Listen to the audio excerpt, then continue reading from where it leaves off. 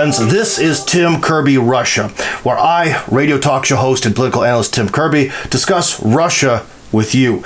So who the hell am I? I've lived in Russia for the past 15 years. I professionally write about geopolitics and U.S.-Russian relations, and I've won some pretty big awards for talking about politics on the radio. So I'm one of the very few people who can, in non-broken English, explain to you what the heck is going on over here.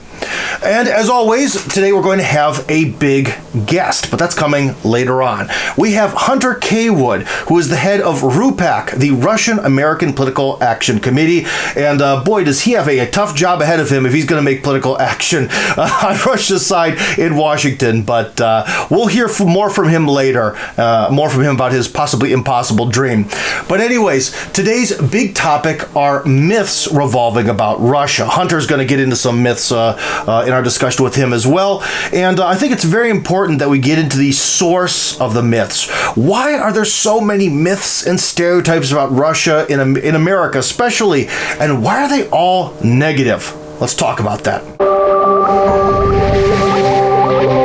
Okay, so many people would immediately think that, it's all rooted in the Cold War, with still Cold War inertia is really affecting Washington's mentality, and it is. That's true. There's definitely a lot of truth to that, and it's amazing how many people, really intelligent people who are successful will still say on camera that Russia's communist. It just blows my mind. So there's definitely historical inertia from the Cold War. But if we look back, the real origin, when Russia became this sort of different, this sort of other, this thing to be sort of hated or fearful of, was when the churches split. So we're talking about 1,000 years ago when the Eastern Orthodox Church and the Catholic Church split forever. That was really the moment when Russia became this sort of different other thing. Now we have to remember, this is sort of the late Dark Ages moving away from Rome, early medieval period. Maybe some of you historians could give me a better description of it. But basically, people were in a very different mindset. And this was during a time when religion was 100% and undoubtedly true. With our modern minds, even if we do believe in God, we don't have quite the same faith that medieval people did. So when these two sort of societies split and Russia really became the epicenter, the third Rome, the home of this other version, possibly from a Roman perspective, evil, heretical version of Christianity, that definitely was not exactly a good feather in their cap from the standpoint of racism and stereotypes. And that's probably the origin of where a lot of suspicion towards Russia started. It was this close, similar kind of society, but it was different, with an other heretical, evil version of Christianity, ruining the true light of the Catholic Church and so on. So this is probably where it all started. But later on, Russia always seems to be in this sort of weird, faraway other category. If we go back to the Napoleonic period, Napoleon definitely, I don't think, ever expected that Russia would be able to even put up any sort of fight against him. The stereotype at the time was that Russia was just sort of backward and full of, hillbillies and bears, and that they just roll over them. Hitler probably saw the same thing. And then when we get into the Cold War, at least again from the American perspective of what is Russia, it was very much in the United States' interest, the government, to make Russia seem as backwards and bad and point out all the highlights of communist inefficiency to make everything there seem as bad as it could, so that way they could win the Cold War. But by the time the Cold War came around, there were already movies, which in some ways affect our brains and our worldview as much as Christianity did for medieval people, and it really did sort of put in place this image of Russia as the bad guy. So this is probably the source of it, a combination of always being different because of their religion, and also often being a competitor to the West, be it Napoleon or be it Hitler or whoever, be it the Swedes. Russia was always this sort of other competing force that needed to be mocked and insulted, and then when it got to the Cold War, it was the other, the bad ideology, so Russia had to be attacked on that front. And here we are in the 21st century, and again, Russia is now on the other side of the ideological line, not because of just Eastern Orthodox Christianity, but because of advocating for a multipolar world, which is the ultimate sin for those in Washington and California, who want to see a globalist, united, single front world. So again, Russia is the bad guy on the other side of the line, and maybe that's just the nature of Russia, I don't know, but it's definitely the grounds for a lot of insults and ugly stereotypes and myths to arise. Okay, so what could Russia do about all the negative myths about it? Well, the first thing they could do is actually make a movie that someone would watch. Russians grow up on Hollywood. In fact, pretty much the whole world does. But Hollywood, America, don't grow up on Russian movies. In fact, unless you're some sort of Russian language wonk, you've never, ever watched a Russian movie. And that's part of the problem. In many ways, Russia just kind of has historically sat here talking amongst itself while the West has hurled insults and myths and created stereotypes about it, and Russia just kind of sits more or less silently. On occasion, I should say, in a more official capacity, be it an official news or from the Ministry of Foreign Affairs or something, there are reactions to Russian stereotypes, but this is always done on an official level. Unfortunately, guys, I have to tell you something.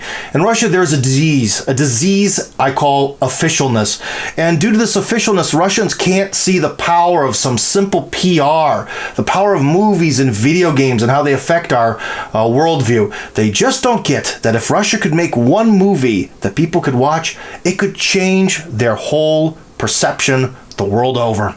Okay, so there's another thing that Russia could probably do that would really win over hearts and minds in America and sort of change the myths that America has about Russia in one instant. Very simple thing.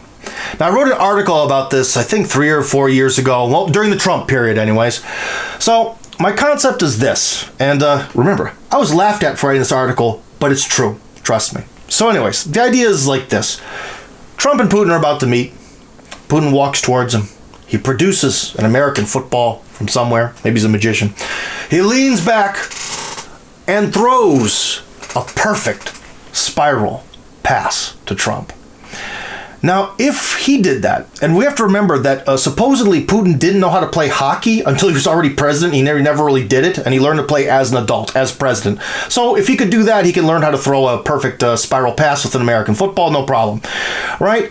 If he did that, that would cause a stir. That would open eyes across the United States. That would change everything, especially if after that he said, hey, during the World Cup, we built like 12 new stadiums or something. How about we get 2 NFL teams in Russia? Now, another thing that Russians will never do because of their officialness, but would be to their benefit, would be to actually watch a little bit of pro wrestling. Because in pro wrestling and a lot of Hollywood movies, we kind of see that there is this, again, this mythos, this desire to sort of buck the system, go against the grain, you know, tell your boss to shove it when you quit. Or the 80s cop movie where the police chief says, hey man, you're too dangerous, I'm going to take away your badge, and the cop just throws his badge at him and says, take it, I'm going to settle this on my own. Like that kind of attitude. Now, the United States has really become this sort of church lady, nagging international force that's always whining about human rights and scolding everyone. The United States has become the Vince McMahon. It has become the evil boss character in an 80s cop movie. And so Russia should really maybe actually kind of jump into some of these negative stereotypes of being aggressive or angry or violent or whatever and say, yeah, we're the tough guys here. And you're nothing. You're the nerds, you're the people with all the rules, you're the system, you're the man, you're the repressor, you're the stuffed shirt, over-civilized, whatever. You know what I'm saying? Because in some ways, Russia could really do that sort of cool heel role, as in the cool bad guy. Because in long story short, everyone loves the cool bad guy. Everyone loves that sort of anti-hero character. And Russia could actually try to present itself as that anti-hero character. And in a lot of ways, it would become much cooler than Washington. But no one will ever listen to me. Hopefully, some of you will. So anyways, let's jump from my musings about the history of myths in Russia to the big top 5 myths about Russia, according to Hunter Cawood, who runs RUPAC, the Russian American Political Action Committee. The interview with him is starting right now.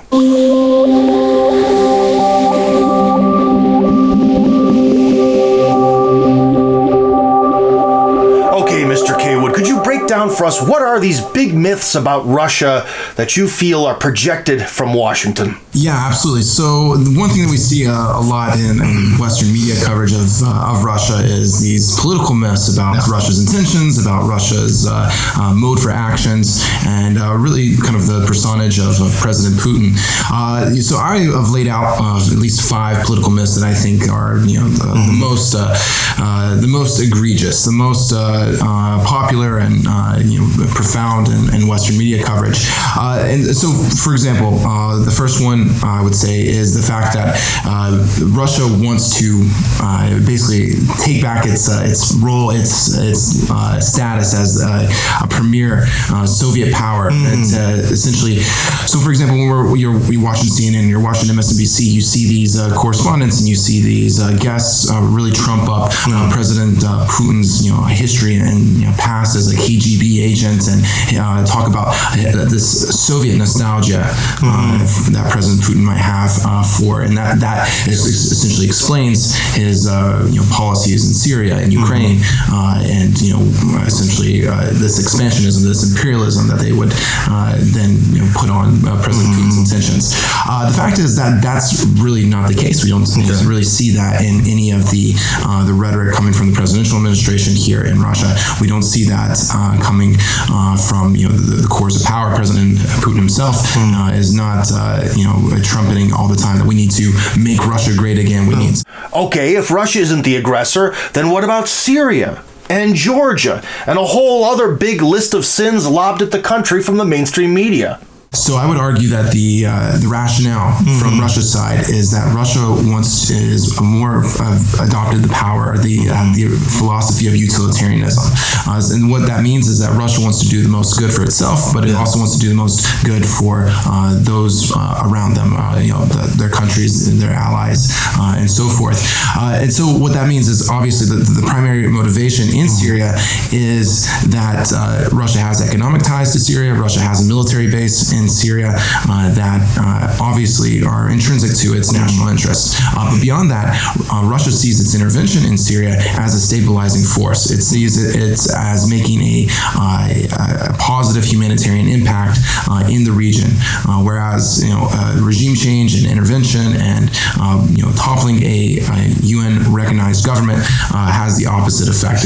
I can tell you one thing that Russians are really sick of: having human rights violations lobbed at them from the most violent warmongeringest country over the last 2 centuries. If you think about it, all of the family members of the victims of the war in Iraq, Afghanistan, the conflict in Libya, Vietnam, a host of Central American and South American coups and other CIA-backed actions, you know what? They're not crying any sleep. None of them are going to cry any tears over the treatment of Alexei Navalny. Okay, but let's be fair. At a time, there was this guy in power called Saakashvili, and he either responded to some sort of threat or wanted to do some kind of good old-fashioned genocide, as the Russian media said, and moved his forces into Abkhazia and South Ossetia. As a result of those actions, Russia intervened, and those 2 parts of Georgia are now pretty much de facto extensions of Russia. So could you consider this some sort of backhanded loophole form of Russian imperialism? So there's this big misconception when talking about Russia and the fall of the Soviet Union that essentially these countries that Georgia, Ukraine, Belarus, Kazakhstan, that they all basically broke up into these perfect little puzzle pieces, and that it's reasonable that they have the borders they have today. The fact is that a lot of people, the Soviet Union was this just masterpiece of different demographic, different ethnicities, different languages, and so when the Soviet Union collapsed, the puzzle pieces were not perfect. They were not. A lot of people got trapped in countries that they really did not recognize or did not feel was their homeland. This is one of the core meanings of the famous Putin quote that's always misquoted about the breakup of the Soviet Union being the greatest political tragedy of the 20th century. So imagine you're living in Louisiana and you've lived there your whole life. One day you wake up and because of some political trouble in the United States, all of a sudden you're a part of France again, ruled by a foreign power that's going to make you learn to speak French. You didn't ask for it, you don't know what you can do about it, but because of some border rules, you're trapped in New French Louisiana. Your home is no longer part of America, like it or not. And furthermore, living in this new fantasy French Louisiana, because you don't have a Creole accent, that means you're the bad guy and you're probably not going to be allowed in any political positions and you may be beaten on the streets, possibly to death. This is one of the things they don't talk about when they talk about the breakup of the Soviet Union, is the horror and the ugliness of having your country break up right from under you, especially if you were on the fringe of it.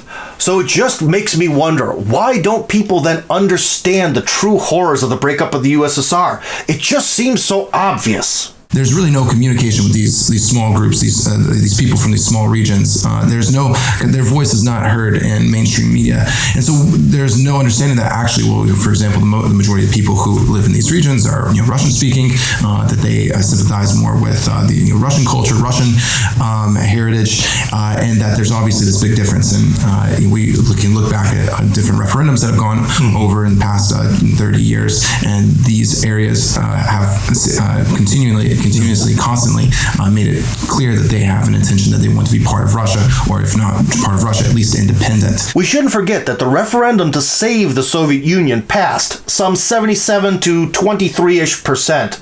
The people in the Soviet Union, overall, never asked for this. And speaking of democracy, what is big myth number 2? Number 2, I would say that this has been a big theme since 2016, that Russia wants to undermine American democracy, and I think this is extremely dangerous myth, and it's dangerous because it specifically targets Russia. Here's the thing: there are hundreds of countries that have interests in basically being part of the American political system, and the way to do that, the way that it's traditionally done, is through lobbying. And so we see countries like Israel, for example, pouring millions upon millions of dollars into lobbying each year. We see Ukraine, for example, spending more than $8 million basically year in and year out on lobbying in the United States. And what that is essentially it's an influence campaign. And there's nothing different from what Russia has done compared to what Israel and South Korea, Saudi Arabia, these countries are doing on a continual basis. I think what we should understand is that Russia, and you can see this in this the official rhetoric from the presidential administration all the way up to its Sergei Lavrov in the Ministry of Foreign Affairs, that Russia wants to have a partnership alliance, at least a working relationship with the United States. It sees that this is a good for Russia, but it's also a good for the rest of the world that the two major powers are in unison together. Yeah, it would be great for Russia, China, and the United States to all kind of agree to disagree, and we'd have a nice, wonderful, healthy period of stable growth and friendly competition. That'd be awesome. But as long as there's competing visions of a monopolar and multipolar world, we'll never be able to breathe easily. Now, going back to the Mueller report and all these constant accusations of Russian meddling, I mean, is it really even possible to hack American democracy? Could some really talented Chinese computer users be able to get a real Manchurian candidate into power, or make sure that every senator's last name was Liu, Wang, and Xi? Absolutely not. That's one thing that's really been ingrained into our political system over the over the past century, is that we have essentially a duopoly in terms of which parties have a chance at winning in Congress and obviously the presidency. Well, that's the plus side of the two-party system. It allows for some competition and discussion, but not too much competition, and certainly not foreign competition. That's most important. But so anyways, what is myth number 3? And another big political myth is that Russia is essentially a rogue state and that Russia is internationally isolated. And that's absolutely not the case. You see that Russia has, in the past decade, maintained great relations with countries like China, with India. Just last year, it had a big conference with African nations where it essentially made economic deals and built relations and ties and cooperation with African countries. Obviously, Russia is also in good trade relations relations with countries like Germany and maintains these levels of dialogue. Russia's not at all isolated as much as people from the Atlantic Council or those in our political Washington establishment would have you believe. But the problem is the West sees itself as the entire world, because the real rest of the world, like Iran and China and Brazil, don't have any problem working with the Russians at all. So Russia is isolated by the golden billion world. Okay, let's keep this myth train a-rolling. What else you got, Hunter Cawood? Number 4 is very similar to what I've talked about in terms of the first one, that Russia has this intention of making Russia great again in the Soviet Union. We're constantly warned, essentially maybe every 6 months that it looks like there's an imminent invasion of Russians over Latvia or Estonia, or Russia's about to take over and invade Ukraine. Obviously, right now that's a big dog whistle. It's a big boy who cried wolf. In American politics and American media. And so, the thing is, and it goes back to what I said with the first myth, is that if you look at Russia's official rhetoric, official language, and it's essentially the way it's communicating to the rest of the world, you can go through Putin's interviews, speeches, his press conferences. You will not find this intention mentioned once that Russia wants to attack or invade another country in its sphere. Quite the opposite. When we look at those examples like Georgia, like Ukraine, like Crimea, Russia was more reactionary to what was happening in those countries, and I think even if you look at the current situation in Ukraine right now in Donbass, Russia is reacting and moving soldiers to the border as a reaction to Ukraine, basically shelling and bombarding and moving troops to the border with Donbass over the past couple weeks. So this is not, Russia's not the aggressor. As much as we hear Russian aggression in our American media, it's not really the case. You're not going to find that in its rhetoric whatsoever. Although I often feel personally that Russia's a bit too reactive in its policy. If you look, it is true. Russia generally reacts to everything rather than taking action first. The ideal Russian solution to a problem is to get it dealt with quickly and avoid any sort of World War III potential. And so what's our last big myth? Yeah, so the last big myth is that Russia opposes the United States just for the sake of opposing the United States. Obviously, this is just a very popular idea that we have this great power competition, and that so every move or action on the chessboard is basically a counter move to what the United States is doing. But that's not the case. Like, the people who are working in the Kremlin and the president's administration here in Russia are not obsessing over every little thing that the United States is doing and saying, they did this, we need to do this. It's more, like I go back to that idea of utilitarianism. Russia's looking to do the best for itself. It's looking for its economic interests. It's looking out for its people. How can it maximize the well-being of the people living in Russia? And then likewise, how can it have a positive impact on the world around it? This is another one that just goes overlooked, or at least you hear it all the time, and there's no pushback or challenge to it. No pushback or challenge. That's exactly it. Do you ever remember the mainstream media having on North Koreans, Iranians, Russians, Chinese people, Afghanis, whoever, people on the other side of an issue to actually hear their viewpoint? It's never happened. But the big question is, why is Russia then always the bad guy?